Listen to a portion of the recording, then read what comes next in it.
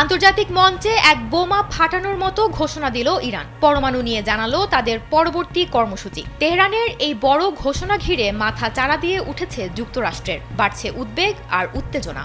Iran সম্প্রতি পরমাণু জ্বালানি তৈরির ঘোষণা দিয়েছে। দেশটির পররাষ্ট্রমন্ত্রী আব্বাস আরাঘচি সামাজিক যোগাযোগ মাধ্যমে বিবৃতি দিয়ে বলেন, আন্তর্জাতিক আইন অনুযায়ী তাদের পরমাণু জ্বালানি তৈরি করার অধিকার আছে।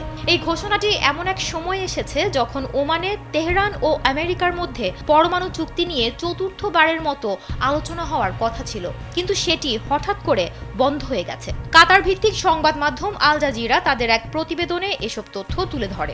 সেখানে বলা হয়, ইরান পরমাণু অস্ত্র বিস্তার রোধ চুক্তিতে এনপিটি স্বাক্ষর করেছে এবং সেই অনুযায়ী তাদের পূর্ণাঙ্গ পরমাণু জ্বালানি চক্র চালানোর অধিকার রয়েছে। স্যান্ডেলিনা সো, রূপচর্চায় আভিজাত্য। অনেক দেশ পরমাণু অস্ত্র না বানিয়েও ইউরেনিয়াম সমৃদ্ধ করে এবং ইরানেরও সেই একই অধিকার রয়েছে। ওদিকে আমেরিকা চাইছে ইরান যেন কোনো ধরনের ইউরেনিয়াম সমৃদ্ধ না করে।